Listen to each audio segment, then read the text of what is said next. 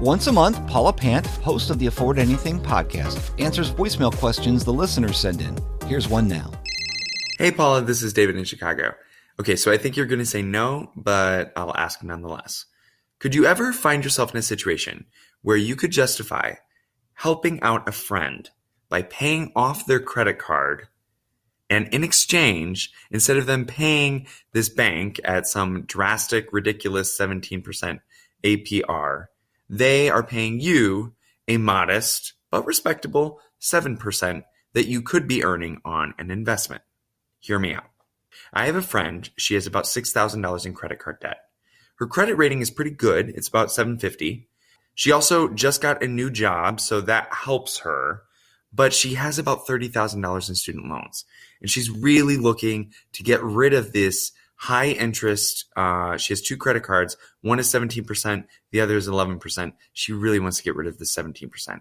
So she wondered if I could help her, because I have a lot of extra cash on the side that I'm using to help pay for a down payment. Right now I have about $56,000, of which about $7,000 or $8,000 is my emergency fund.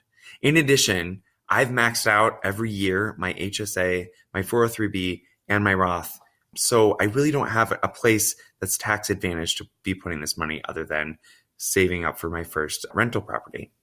Long story short, I'm dealing with about $3,000, which is a small amount of the grand total of my savings. Should I risk this? How would you go about negotiating, sitting down with a lawyer? Would you even attempt such a thing? Is this completely unheard of? I think you're going to say no, but maybe you'll surprise me. So, David, I think I'm totally going to surprise you. I've actually done this before. But, and here is the but, it's not a loan and it's not an investment. It's a gift. And that's how you have to look at it. So it sounds like, first of all, to back up and give a little bit of context from everything that you've said, you've got functionally an $8,000 emergency fund. You've got $48,000 that you're saving for a down payment on a property. You've got all of your various tax-advantaged accounts maxed out. You're in a great financial position. And we're talking about a total of $3,000, which is not a significant amount compared to the savings that you have. So you're in a what seems to be a healthy position that you could give this away as a gift. And if you were to do this thing that you're proposing, which is give your friend the money that she needs in order to pay off her higher interest credit card, then view it as a gift, because the fastest way to end a friendship is to give somebody a loan, frankly, because the moment that you give them a loan, if they don't pay it back according to the agreement that you've set out, kind of done. Trust ruined, friendship over. And it's not about the money. It's about the respect. It's about honoring the agreement. It's about everything that comes with that.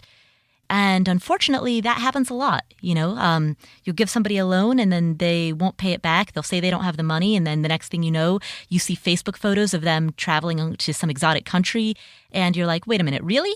And, I've had the experience, I've been burned in the past where I've given somebody a loan with a very, very clear agreement that it be paid back. I even created a spreadsheet in which they could record the payments, and of course they didn't pay it back.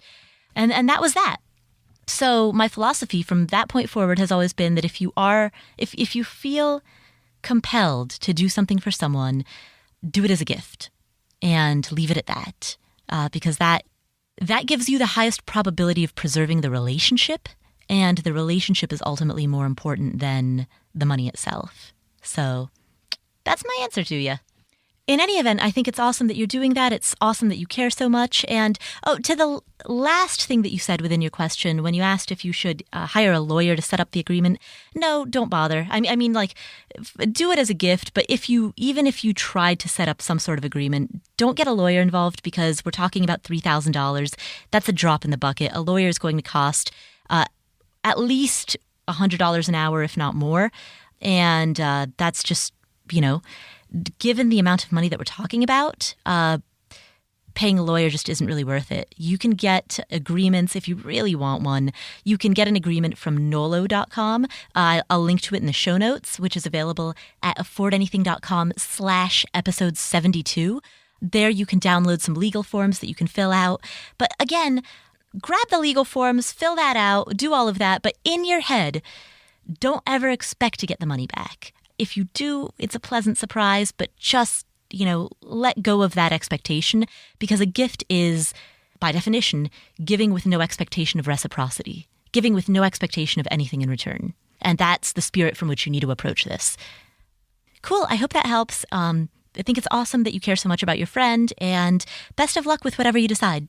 Hey, did you enjoy this excerpt from the Afford Anything podcast? Then click to download our free ebook, Escape. You'll be taken to a page where you can enter your email for immediate access to everything you need to know about escaping the 9-to-5 grind to live life on your terms. And you can also subscribe with one simple click to get alerted when new videos are uploaded.